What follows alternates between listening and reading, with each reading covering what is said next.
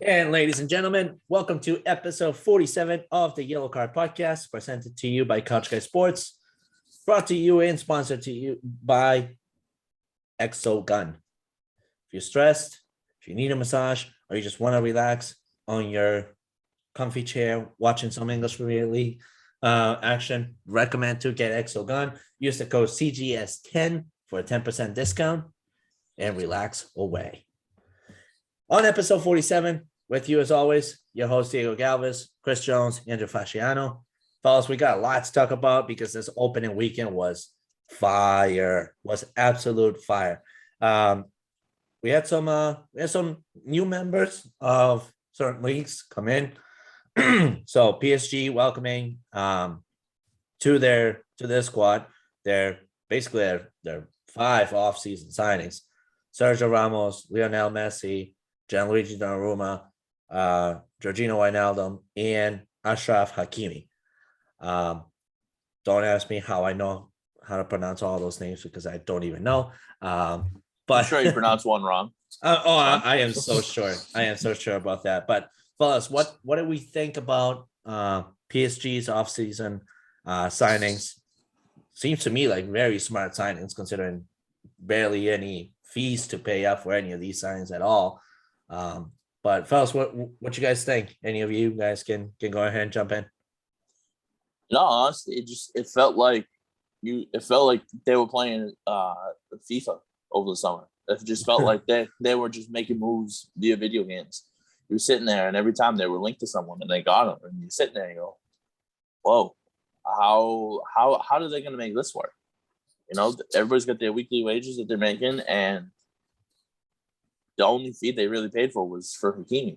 Other than that, they basically saved a ton of money on transfer fees. They just have to pay more in weekly wages due to the amount of talent that they brought in. I think the only name that they swung and missed on this year was Paul Pogba, and we'll get into him a little bit later. But other than that, I mean, for PSG, I think it was a masterclass of a summer transfer window for them. And you could tell that last year that they were upset that they didn't win at least Ligue 1. Yeah. Andrew? Yeah, I mean, if you think about those 5 names, probably if you weren't following along with the storylines and someone asked you to guess how many free transfers were in there, you would probably say 0, just based on the profile of those players. But the fact that PSG got, 2 or 3 of those players at least on free transfers is pretty incredible. Technically 4 if you want to count Messi as a free transfer. Right, yeah. The one that stands out to me most out of that crop is Donnarumma, I think. The fact that they got him as such a young goalkeeper on a free transfer is pretty incredible. And it really does seem like all the cards fell exactly the right way for PSG this summer. Whether or not that translates to success on the field is another matter, but if you're Mauricio Pochettino, I feel like you got to feel good about having a club that's backing you right now, because there's not a whole lot else you could have asked for other than a window like this. Yep. And there's several rumors brewing already for PSG come October window as well. So this team just seems to be wanting to build a mega team for the next 2 or 3 years to just kind of overtake when they really should have overtaken. And it's going to be a scary team if they get to build a super team. Speaking of that, real quick before, have you guys seen the rumor about what their potential plans are for like next year? Yeah, Cristiano Ronaldo. To replace Kylian Mbappe? Yeah. Which I think is just wild to think about. That is just it is wild to think about. It is wild, and hence why. So I know you brought up Paul Pogba as a swing and a miss, but I think that if they go for Cristiano Ronaldo, Paul Pogba is really not a priority to them. It's more of a priority to Juventus, because then Juventus's midfield game is basically gone at that point, and they will need somebody with the virtues that Paul Pogba has brought on board. I mean, look at what he did this weekend with United. We'll get into that. In addition to another team reception here, was Rafael Varane finally announced by Manchester United after passing his medicals, doing all the protocols that comes with a signing. What a way to welcome him in front of all the fans, all the loyal fans at Old Trafford. Guy just basically comes in dressed to the nines with his suit and whatnot, jersey on hand. He will be wearing number 19 for the Red Devils. An electric reception, considering that, considering how loud of pop the guy got the minute that he came onto the pitch. What did you guys think of that reception? I mean, it's Manchester United, so you knew it was going to be a loud reception, especially, getting fans back at Old Trafford. I think getting fans back anywhere, I think, was tremendous this weekend. We saw from Friday's game with Brentford that literally the fans make a humongous difference. So people don't account to that. I think the only one that I know when talking realistically about it out of the three of us was Spaciano. But other than that, I mean, they truly do make a ginormous difference. Okay. Yeah. Okay. Yeah. I mean, I think there's a decent chance that in a year's time or a couple years' time, we'll look back at this Varane transfer and wonder how United made it happen. Because to get a player who's still relatively young in the prime of his career, who's won so much for a relatively small fee, I think it was like 35 million or something around that. There's a pretty decent chance there that could end up being a huge bargain for United. I think if he continues to perform at the level he's been at, you're getting a lot of value for that money. So I think it could end up being a real crucial deal for United as they're looking to make that next step and contend for titles once again in the Premier League. All right. So we know about the team receptions. We know that was a good way to segue into the next topic. Opening weekend in the Premier League.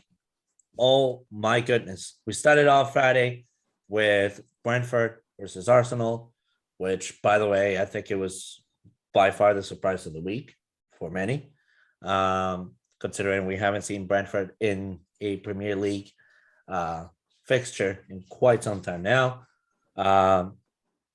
Then we got a Saturday massacre, which was just ridiculous. All the action that happened Saturday, I'm over exhausted just thinking about all the action that went on Saturday. Never mind what's gonna be bound to happen today with today's Sunday, the 15th, as we record at 9:30 Eastern time here in Boston. But we got Tottenham and Manchester City still to be played, which I'm sure that's going to be a marquee matchup. It's just this year's Premier League, man. If you're not following, you are so behind the crowd just right from the get go. Let's get into Brentford and Arsenal, because I think that was the best way to start this Premier League season. Brentford crowd extremely loud and at home, singing their version of Hey Jude, but just Brentford instead.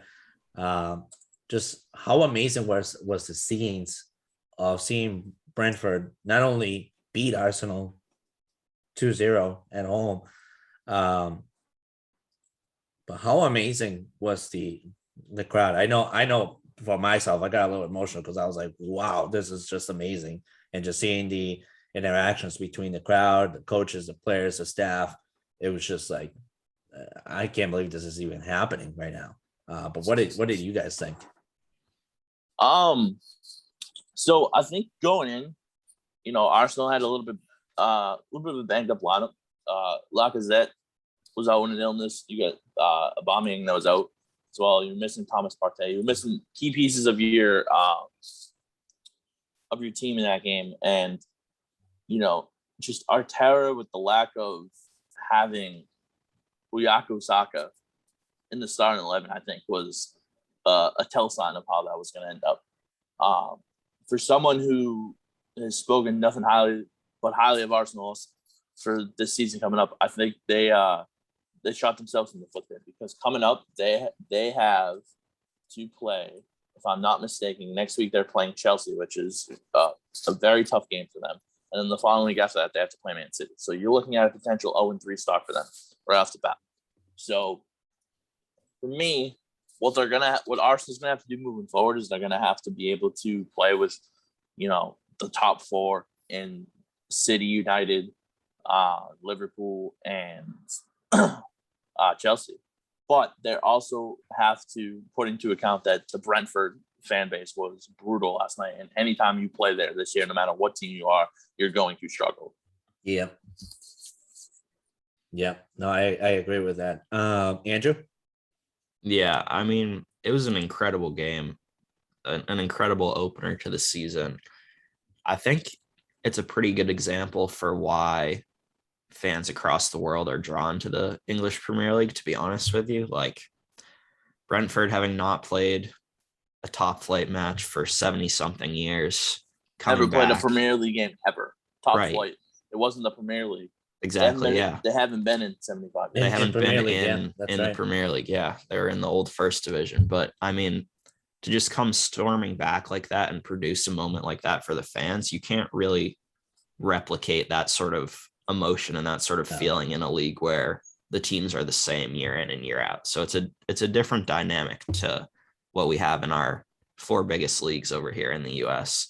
And it was just incredible to witness. I mean, the first goal Brentford scored was a thing of beauty. And from that point on, I mean, the fans were just incredible the whole game long.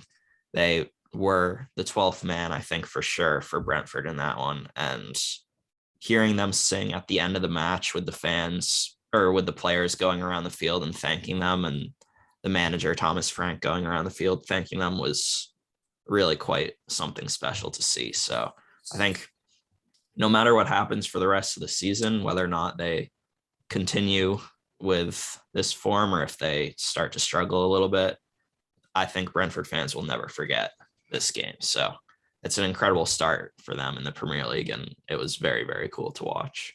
Yep, that's for sure. And it's funny because I remember in episode 46 last week, I think I threw a curveball with a wild take that Jones was like, okay, that's a big take. But yes, they kind of proved it to be something that if you're Arsenal fans, you should probably start thinking about, considering how badly managed this Arsenal team showed to be just yesterday. Arteta could be the first manager to be sacked if this is the way that Arsenal's going to be playing this season. Bukayo Saka coming off of the bench for them, which we all saw how good Bukayo Saka was in the Euro 2020s. Why would you bench a talent like that right off the bat? I understand that you have, like I said, sick and a few other bang up and whatnot, but if you are in a top flight team like Arsenal, who's known to be a top 6 team in the Premier League, you gotta step outside of these boundaries, and you gotta create opportunities for the rest of your team. Otherwise, just step aside. Just know that you're not the guy for the job. They got some good signings this year in Lokonga and a couple of others. I'm just really surprised at how bad Arteta utilized his weapons in this game. Everyone thought it would be a 2-0 victory for Arsenal, maybe 3, maybe even 4, but never did anyone imagine that Brentford was going to be this powerful of a team that they showed up to be yesterday. I mean, Arsenal was choked up the middle for at least 80% of the game, if that. Anytime that they had an attack developing, it would just getting stopped a bit past the midfield. They were not getting past at all. Their goalie was really good. The Brentford goalie was really, really sharp, made some key saves at the right times. Their defense, very good, very physical for sure. So any of these teams with creative offenses are gonna struggle against a physical defense that Brentford offers. But anyways, moving on from Brentford and Arsenal, Saturday games. Let's talk about our teams because we haven't given them much of a spotlight. I'm gonna start off with Everton because I think Everton was kind of a surprising team. They started off in the wrong note, unfortunately, but they managed to turn it around and they managed to get things moving for them. So Andrew, I'm gonna open up the floor for you because I know there were some major concerns coming in with Rafa Benitez at the start of the season. What are your immediate thoughts as you saw this team kind of get in the groove and get things moving for themselves? Yeah, I think it was a very, very positive start to the season and exactly what Everton needed. I think for the first 20 minutes of the game, Everton were on the front foot and playing pretty well. And then shortly after that, just kind of shot ourselves in the foot. Michael Keane had a really bad giveaway that Adam Armstrong for Southampton picked up the ball and just went in alone and scored. And to be honest, at that point, I was feeling pretty negative about how things were going. Like I was thinking, oh man, here we go again. We're gonna just implode at the first sign of adverse events on the pitch. But instead, I thought you were struggling with the word adversity. I was, yeah. City. It's early. Adversity. I thought I saved it pretty nicely. He did. But in quite the Jordan Pickford style. There you go. Yeah, he was actually, I thought, very important when there was a period there where Keane and Holgate were really struggling to communicate and deal with anything that was sort of in between them, and Pickford really took charge and bailed them out a couple of times, which was good to see. And then Everton came out flying in the second half. Richarlison scored to equalize.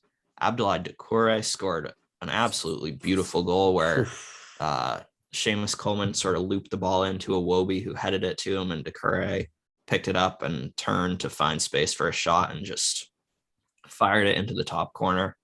And that was my favorite moment of the match right after that goal, because a couple of Everton fans got onto the pitch and celebrated with the players, and it was just a nice moment to see after so long without full stadiums. And then Dominic Calvert-Lewin was able to ice it a little bit later on with a nice diving header that got through Southampton's keeper. So I read on Twitter, EFC Stato said that this was the first time since September of 2015 that Everton won a match that they were losing at halftime. So that's a long time to go without doing that. So It's pretty impressive to accomplish that in the very first game of the season, very first competitive game under Rafa. And I think Rafa really, really needed to win this game just to get off on the right foot with Everton fans, given some of the negativity that has been around the club this summer with everything that's happened.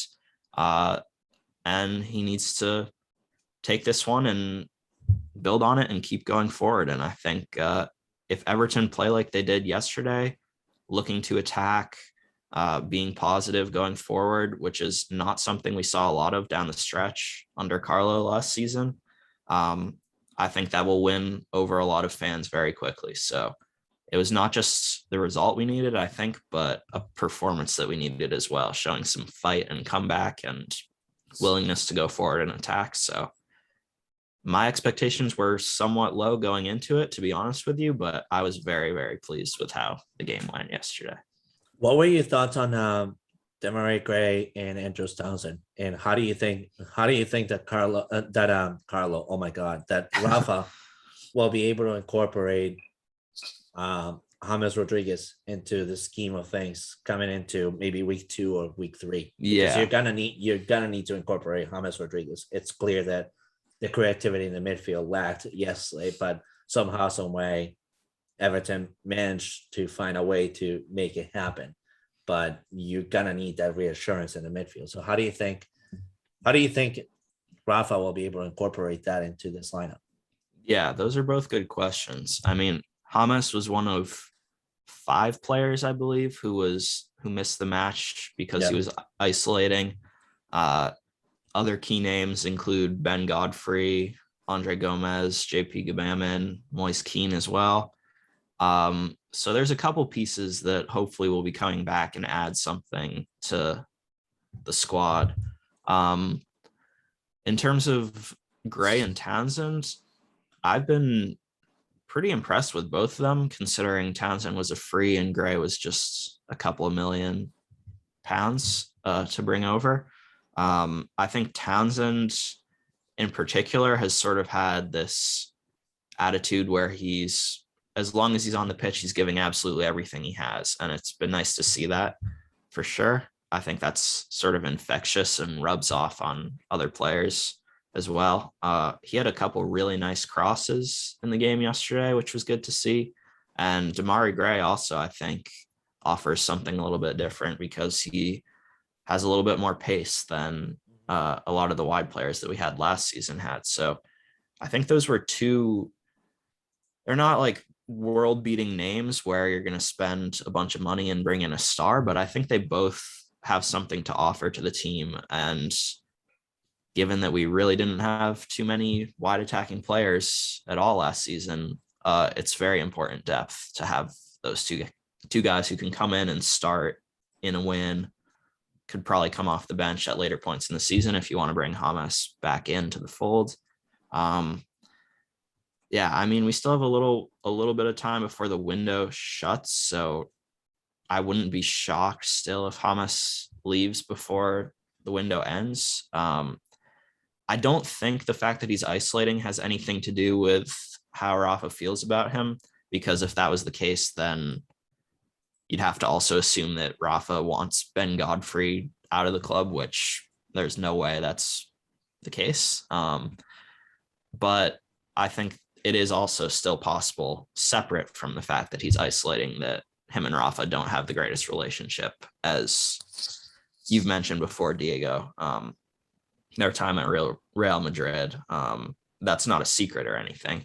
So we'll have to see what happens there. But I think if he does come back in and returns from this isolation period, there's definitely a lot he can offer to the team. There's no question about that. We saw it when he played last year. I think it's just sort of a question of whether Rafa sees him in his plans or not. Because if Hamas wants to stay and he has a role here, the fans will absolutely love to have him here. So I really think it just comes down to whatever is going on behind the scenes between him and Rafa. Because if it was up to the fans, I think the large majority would love to see Hamas continue to play at Everton for another season. Okay. All right. So that's your takes on Everton. Now moving over to Liverpool. They played yesterday against Norwich City, another team that got promoted to the English Premier League this season. Mr. Jones, what you think of your club, sir? It's me. Very good performance yesterday. Very good from top to bottom. The midfield looked a little shaky the first 20-ish so minutes, but then again, you're trying to just have trying to get your midfield settled. You're without Dean Henderson. Thiago Alcantara wasn't in the lineup yesterday. You gave Fabinho some time to relax. His form wasn't 100%, so they had him come off the bench yesterday. But their attacking three yesterday of Jota, Salah, and Mane was solid yesterday. And when Jota came off, Firmino stepped right back on the pitch, and he took right where he left off. I think seeing Virgil back was a huge blessing for Alisson Becker yesterday. This team desperately needs him in the lineup every day. Yes. And while we're still waiting on Joe Gomez as well to come back fully and playing in Premier League action, this team is going to be, I think, solid. I think they're going to be a solid top 4 team still continuing. They don't have Andy Robinson as well. Tismakas played 6 minutes of Premier League action. Last year, he played the full 90 yesterday, and he looked pretty good, in my opinion. I think for me, I want to see a little bit more consistency in the midfield because if we're rolling out guys like Oxley Chamberlain, night in and night out, James Milner, love the guy, but if we're throwing guys like that out night in and night out, we're gonna need to desperately get some help in the transfer window. Yeah, I agree with that. I mean, the one thing that I was kind of surprised yesterday is that we didn't see Konate kind of get some his feet in the water just to test him out. I was surprised on that. Based off of what just with Klopp in general, I think they play at home against Burnley. I think they'd rather have him get his feet wet at home a little bit to get the feel of the EPL style a little bit. So I think that in the next match day we will see Konate start next to Virgil van Dijk. Okay, I like that. All right, so Liverpool won 3-0 against an actual pretty good Norwich City, because if it like you mentioned, if it wasn't for Virgil in the back helping control the attack, this game could have ended a completely different way, easily a 2-1. I mean, there's no question on that. Moving over to Manchester United. I mean, I think the world saw it yesterday. I think every social media platform saw it yesterday. So I don't know if I could say more than what people said yesterday, but I think for United fans, as I mentioned on an article that I wrote for Couch Guy Sports, which, by the way, check out the site. There's just a lot of content on that website, and you need to really just check it out. I mentioned this. Manchester United fans have got to be excited about this club this year. They need to. They really need to get behind the motive, behind the idea, behind the structure of the team. Because if they don't, there's only so much that Ollie can do, technicality wise, until fans become a matter of the game in itself. We saw yesterday, and we saw throughout this whole entire opening window how impactful the fans have been in the performances of these teams. But yesterday we saw the typical United with a very standard lineup. You know, you had David De Gea, Aaron Wan-Bissaka, Victor Lindelof, Harry Maguire, Luke Shaw in the back, McTominay and Fred handling the defensive midfield area of things. Daniel James, Bruno Fernandes, Paul Pogba, and then you had Mason Greenwood up front. Surprisingly, of course, you didn't see any Marcus Rashford in there. You didn't see Cavani in there, which is okay. These are guys that are recuperated from a few of their own health issues.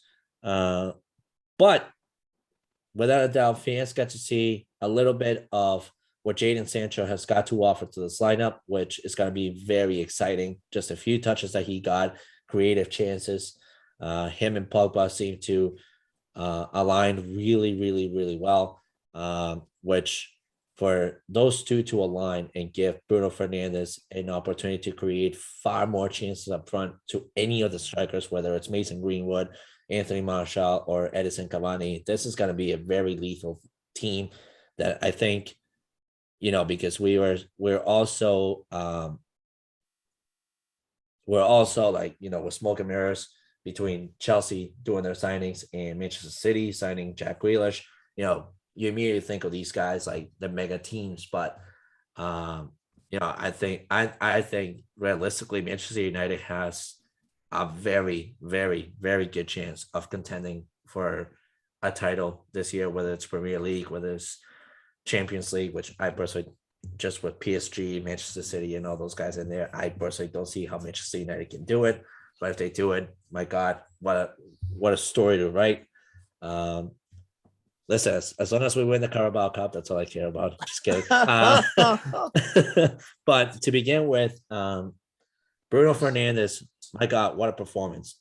Opening day, a hat trick to begin with, which I don't think there's many clubs around the world that can say that their star player opens up his season with a hat trick.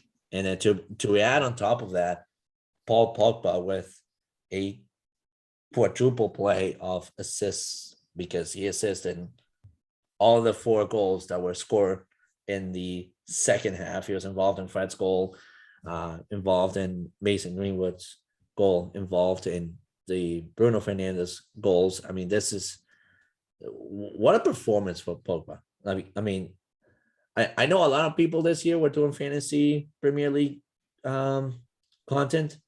I was telling this to Chris Jones. I unfortunately had to drop Pogba off of my fantasy team because too many Manchester United players. But let me just tell you, if you have Pogba and Fernandes in your Premier League team, yeah, you're taken care of. You're writing off very high in the first week. I was pleasantly surprised with Mason Greenwood as well. I thought he's definitely back at the levels that he needed to be at. He was involved throughout the midfield. Obviously, a great striker, a great finisher. I mean, that finishing touch and that goal that he scored is just top class. You don't get a lot of young guys that can finish that way. One that kind of surprised a little bit to begin with was how off pace was Fred at the first half. I think maybe, the jitters are coming back home to a full crowd, maybe got to him a little bit just because it's a tough readjustment, especially from last season. But he managed to get himself involved in the game in the second half and got himself a goal and performed really well. I can't really take away from that. Matic looked good too, coming off the bench. I think realistically, this team has a lot of weapons to work with this year. And I know that one of the players for Manchester United is tied to a potential move to Everton, and that's Andreas Pereira. I think if we were to lose him, it's not a tough loss for United, but a huge gain for Everton to continue creating that midfield attack that they're creating. When you got guys like Andros Townsend, who, like Andrew said, can give it all when he's playing. Demarai Gray, who I can't wait to see Demarai Gray and James Rodriguez play together, because I think, to me, Demarai Gray answers what James was missing all season long last year, and that was an assistant that could create chances with him. I would say that Everton's season would be in a really good shape if they can get Andreas Pereira.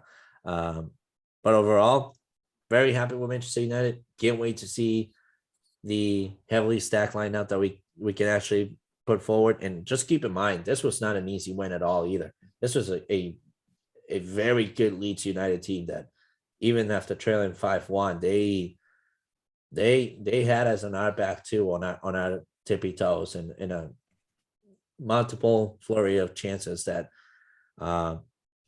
luckily for us, De Gea performed really well. Bless you. God bless you, Andrew. Hope you're not concussed.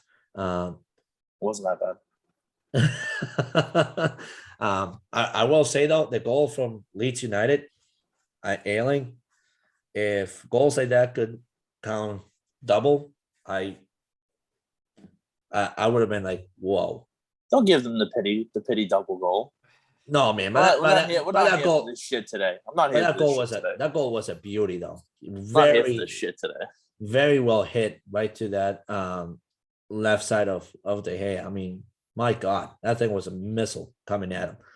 But overall, like I said, really good weekend by United. Welcoming Rafael Varane to the club. Can't wait to see how he does pairing up with either Harry Maguire or Victor Lindelof. So overall, just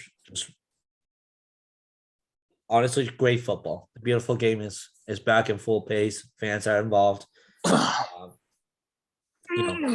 Things are looking good. Things are looking good for football, and I know that a lot of people, especially in our Couch Guys staff too, soccer isn't really all that big sometimes in America, but it seems like nowadays it's getting more of a spotlight, and it's about time because it deserves the spotlight in America. If the rest of the world can see it, I don't know why America can't see it.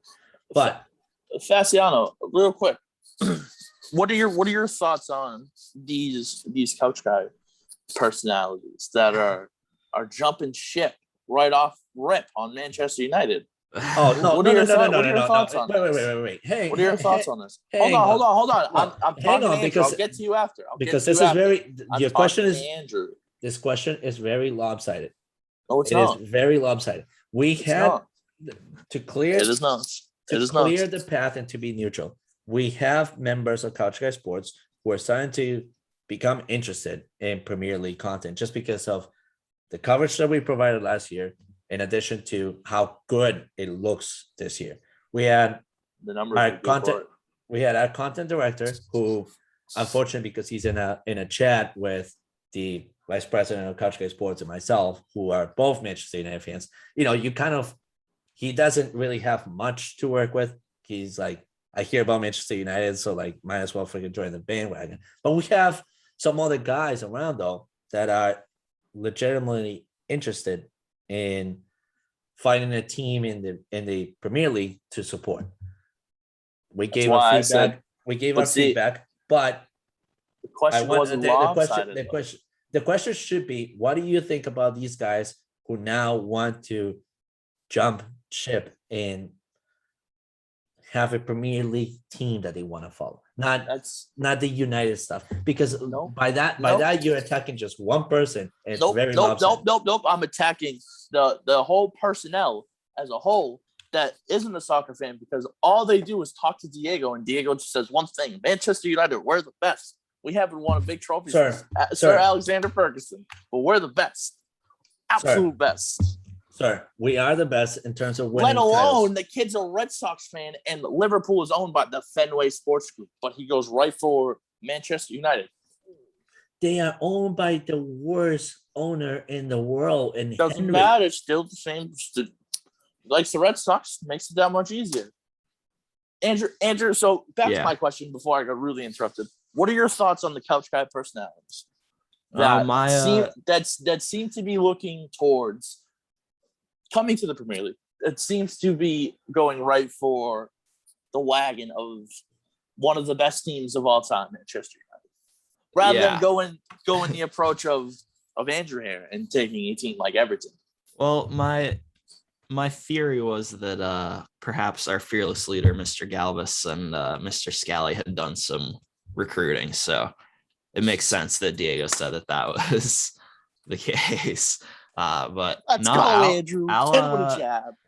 I mean, no, I respect it, honestly. Like, Al came on to one of our streams and asked who he supported, and we all made our case for our separate teams, right? So apparently he saw the most merit in Man United, and I think it's probably a pretty good choice, to be fair, if you want to see a team win some games this season. So I hate the majority of Manchester United fans. I really do. For no reason. Keyword. reason. No. The majority of Manchester United fans are obnoxious and arrogant. Majority. Keyword there. Majority. Did I say your name? I did not. Did your name But it's funny. Hang on. arrogant and obnoxious come out of my mouth? Hang on. Listen, don't get me wrong. Liverpool fans aren't the greatest either. Those Go two on, words Rails. coming out of your mouth saying that you hate obnoxiousness and arrogance when you're on a streak, or when you are so overconfident about something, you can get very arrogant too. Come on, man. It's not That is a arrogance, red confidence. flag. There's a difference. That is There's a cap. difference. That in Twitter language that I call cap. There's Full a cap. distinct difference between what I do and what the Manchester United fans do when they start talking about how great they are with all these Premier League titles that they've won and all these trophies that they had and how great Sir Alexander Ferguson was and this and that. Those are the type of fans I'm talking about. I'm not talking about you. You're a completely different type of asshole when it comes to Manchester United. I'm just glad we're having fun. I'm just glad we're having fun. I'm just We're entertaining. That's what we do. We're entertaining. The numbers are up when we're fighting. No matter who it is. It could be you and Andrew, it could be me and Andrew. Fucking, I mean, the best is when it's me and you, but hey. The numbers are up. If we want to talk about having fun, let's talk about how much fun the Revolution team has been. it's a good segue. 7 unbeaten games these guys are having a blast. Last night they win against Toronto 2-1, who is also the same exact team who they last lost to. Fellas, it's almost time to call it. Revolution just gonna win this thing. Don't jinx it. Don't jinx it. Whoa. It's almost time to call it, man. No, it's not. It's not. It's It's not. not. Diego. And this is why I call you an asshole. Because you say shit Well, like I mean, this, there's and other it stuff ruins too. it. No. This specifically. You say shit like this and you ruin it. You can't ruin it. Just let them play well. And also, not for nothing, the Revolution. When's the last time Andrew? You would know this. When's the last time the Revolution were this high on the table at this point in the season? Oh, that's been a while, though, right? Since like 15, I think. I want to say maybe never. I heard something the other day that they're one of like 5 teams now who have had 40 points at this point in an MLS season.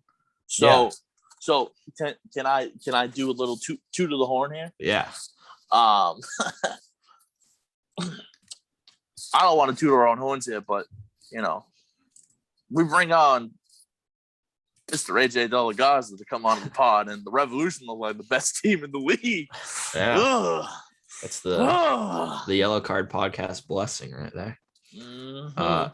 Yeah, but the game. Also, speaking of Revolution, Yeah. I'm working behind the scenes on potential another Revolution impact as well.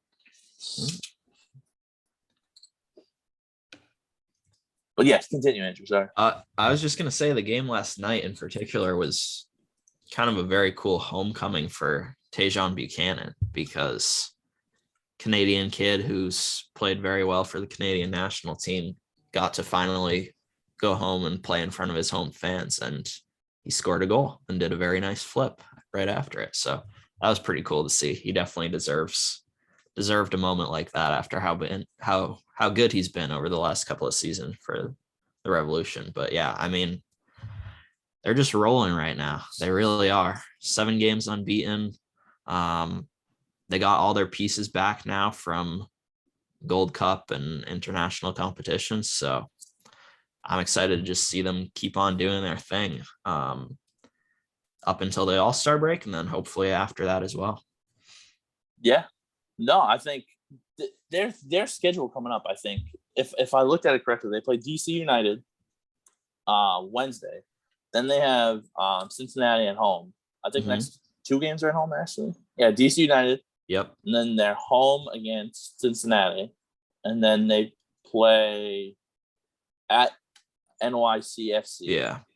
Just after the All-Star game, because the All-Star game is the 25th, and then NYCFC is the 28th. So I think that's that's some potential, another potential to get this up into double digits. It's a winnable stretch. But when I say double digits for the stretch, I'm not talking about them just running off and going unbeaten the rest of the season, because that's just preposterous. But I do think that they are a favorite to win. We thought they were favorites to win coming in.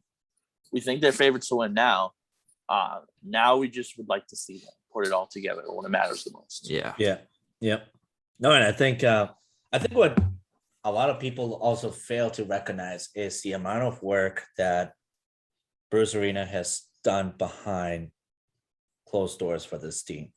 We finally have a major network in Boston covering the Revolution, which we haven't really had in a very long time. Somebody that can actually put the focus on this team and actually really drive a force of fans to finally drive down to the land of nowhere, which is Foxborough, and go and support this team at their home stadium. On top of that, the development of these players is not easy. And we've seen Gustavo Bo literally take his game from whatever it was last year to a whole different level of things. Carlos Gil continues to develop his game. Matt Turner continues to be just a phenomenal goalie altogether. Tajon Buchanan, I mean, that gets developed night and day from last season to this season. It's just, and some of the experience that he's brought to support that mentality as well. I mean, AJ, for example, I know that we've mentioned him a couple of times, but how important has AJ been behind for the Revolution is highly under recognized. It's something that needs to be put out there because when AJ needs to be the center back for the Revolution, the guy can play that role seamlessly. When he needs to be the left winger, the right winger, he does it seamlessly. When he needs to be a center defensive mid, he'll do it. He does it seamlessly. It's just and the way that he inspires these guys to just kind of fit into those roles is just incredible stuff altogether. So Bruce Arena, all of you guys have just continued to do it. Just this is exactly what New England needed to see to support finally the game that they needed to support all along. I was at the stadium about 3 weeks ago, and I used to go to a lot of Revolution games where literally it would just be maybe 1 or 2 sections full, and the rest was just like, a few here and there, but not a lot. That stadium was almost full, and it's really, really nice to see a lot of Revolution fans come aboard and support this team. As but not least, back to the Premier League, because next week offers a lot of really good games as well. So what we're gonna do here, just to close it up on a good note and a little fun note, is fellas, how about we pick our 3 favorite games for next week, and let's give some predictions for those games. What do we think? Sounds good to me. Fasciano. I'm starting. Yeah. Let's let Fasciano start. Okay. I want to hear that majestic voice of yours. My voice is struggling a little bit today, but Still good. we're trucking. First game I'll pick on Saturday, August 21st is Crystal Palace hosting Brentford.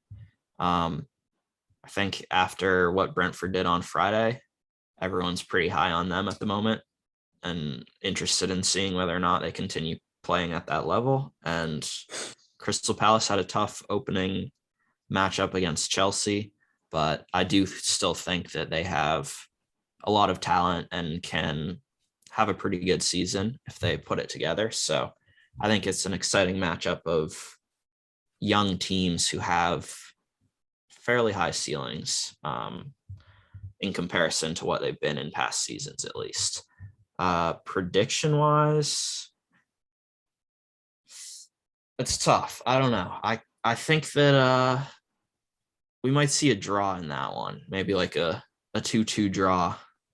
Brentford gets another point on the road, and Palace shows what they can do a little bit more than they did against Chelsea on, when was that? Yesterday, Saturday.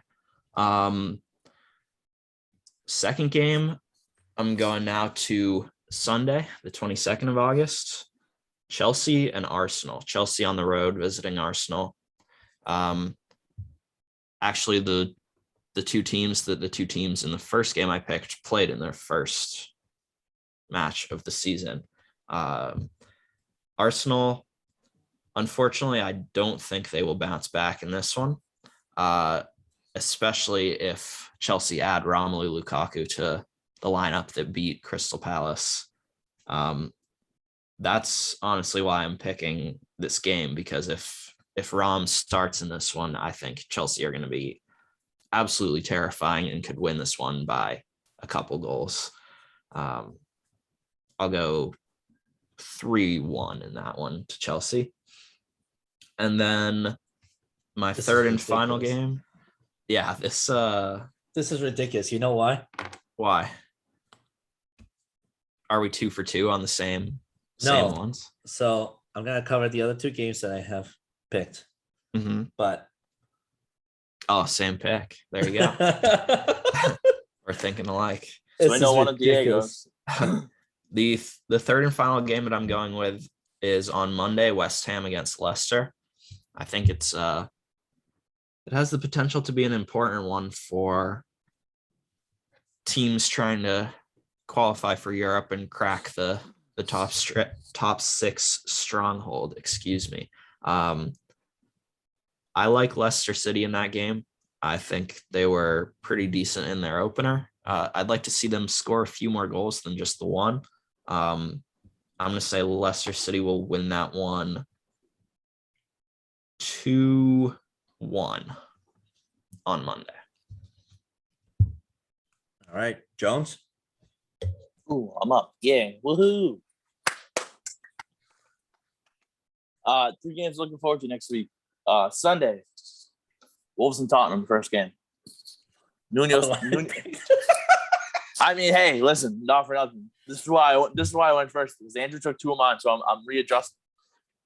So Wolves and Tottenham. Obviously Nuno Santo, his first game back as a rival coach this time. I think there's going to be some serious blood shed in that game. I like Wolves' chance in that game.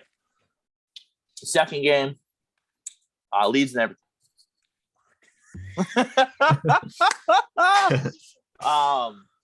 Right, Leeds who do you got winning for Wolves and Tottenham? I have Wolves winning 2-1. Do you have Wolves winning 2-1? No, I don't. But the same score. Tottenham 2-1. Okay, got it. Yeah. Then Leeds and Everton for me. For my beloved Do not say co-host this. over here. My beloved co-host over here. I think this is a big game for Everton. Leeds, I think, is a team that can finish in the top 10 of the table. I think Everton on the road, I think, would be, especially with the struggles that they had last year on the road, I think they desperately need to bounce back here. I think this is going to end in a 1-1 draw, and I think Everton at least gets the point on the road. And then obviously the last game, Andrew already said Arsenal and Chelsea. I mean, this is a game that, for Arsenal, can't start 0-2 in the Prem. Plain and simple. Can't start 0-2 in the Prem. What? Jesus Christ. It's called mute your mic, buddy. You can't start 0-2 in the Prem if you're Arsenal, especially if you want to finish in the top 6, in my honest opinion. Chelsea is just a wagon right now, and they have that wagon of Lukaku. They're going to be riding high all year. So those are my 3. And then also keep an eye out on Villa and Newcastle Saturday, because I think that's going to be a sneaky good game as well. Yeah, I like it. Wow. I just lost whatever brain cells were left in my brain this morning. Those were gone a long time ago. But Oh. Well, whatever babies they left behind, they're gone too. We're showing a lot of grit and toughness on this episode, guys. We are. That's why we are a Boston-based podcast, and therefore Boston strong, baby. Let's go.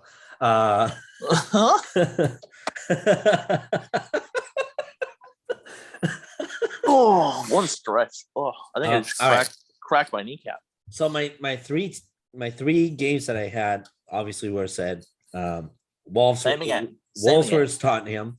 I agree. Nuno Espirito Santo coming back to home stadium. It's gonna be a big game for him emotionally. But I think from what I've seen so far with Tottenham, the chemistry is there. This is a guy who's trying to clean the house a little bit and clean the atmosphere a little bit. He's supporting Dele Alli big time, and that's something that you kind of need to do in this team, especially because he had a major role in Tottenham until Mourinho kind of decimated him. But let's not forget that Wolves also is heavily inspired with Raul Jimenez's return to the lineup. So I think this is an emotional game, but I think it's a very good game to watch. I think if anything, it ends 2-1 for Tottenham. Chelsea versus Arsenal. Based on the performance that I saw from Arsenal, their back four is just not there at all. It's a very weak back four. And unfortunately, not a lot of support there for, I think his name was Ben White, if I'm not mistaken. There's not a lot of support for him. They need Gabriel back pretty badly. They need Gabriel back, and they need to give Leno confidence that he has a defense. There's only so much the guy can do. And to shoot Rob Holding into the sun. And not only that, but now coming into this game, you have the possibility of Romelu Lukaku coming through that defense. I find it a very difficult task for Arsenal to win here. I'm thinking 3-1. If Oh, I didn't give Lukaku, my prediction I- for Chelsea. I thought. I'm thinking, Sorry to cut you off. yeah, I'm thinking that if Chelsea start off with Werner and Lukaku up front, it's over for Arsenal before they even thought it was a start. I like the Everton versus Leeds game. I think every single time that these two have faced each other, it's been a very good game. Everton has a very decent midfield game here, but I think with Leeds, I think the score, the way that things mapped out for them against United, it's gonna lit a fire under them. Marcel's one of those guys that likes to bounce back with a statement game. So if anything, I actually think this is a 2-2 tie. I think it's a very even game, but with a 2-2. And I think my dark horse for this week as well is actually Liverpool versus Burnley. Burnley always plays Liverpool very tough, especially at home.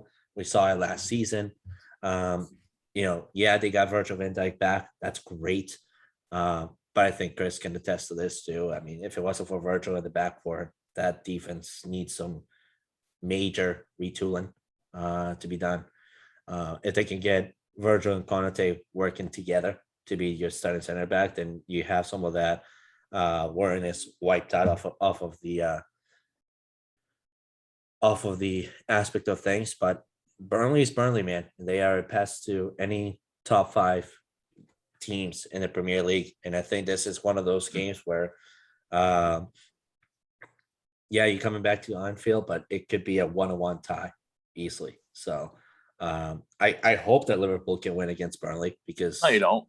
No, I do. No, I do because coming back to Anfield with your whole entire lineup and Virgil van Dijk coming back to Anfield, like that should inspire Liverpool's team to perform really well. But I have to give credit where credit's due. Burnley's been a pest ever since they've been in the Premier League to any top 5 teams in the Premier League. So it could very well be a 1-1 tie. That's my opinion.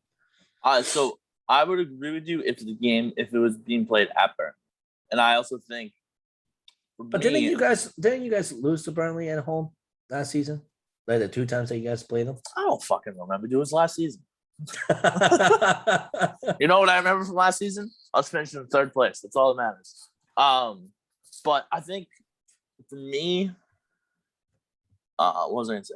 Burnley also lost a heartbreaker to Brighton in that second half. They were up 1-0, gave up a goal and gave up another goal. So I think that their emotions are going to be a little bit high. I think they're going to come out with some energy in the first half, but I think Liverpool at the end will get the job done at Anfield, especially with that crowd back in attendance. Yeah, I mean, just last season, I remember this. It was towards the end of the season, July 11th, 2020. Liverpool and Burnley and 1-1, and you had Gomez, Van Dijk, you had Wijnaldum, Fabinho, and in the front you had Salah, Firmino, and Mane. While Burnley had Rodriguez and Wood up front, but they had a decent 4 in the midfield. So it's important to note that that he was on, but still, just a very difficult game here for Liverpool. I'm so sorry. Literally at the time we're recording, I have the West Ham game just up on the corner of my screen, and Antonio got there was a VAR. West Ham got a penalty. Antonio missed the penalty. Oh my God. And Sousa came in and scored. It's now 3-2 West Ham. This game is intense right now. Well, I was close on my 2-1. There's still like 27 minutes left in this game. This game is legit intense. This is a great game. This is a great way to start the Premier League, ladies and gentlemen. David Moyes is fired up. So, with this said, this wraps it up for episode 47. Don't go anywhere if you're listening or whatever. Follow the Twitch channel because the Yellow Card Podcast is back on the on the Twitch. So make sure that you're looking out for any announcements on our streams. Come support our podcast. But last but not least, that does it for episode 47. Signing off is Diego Galvez, Chris Jones, Andrew Fastriano. See you back next week for episode 48.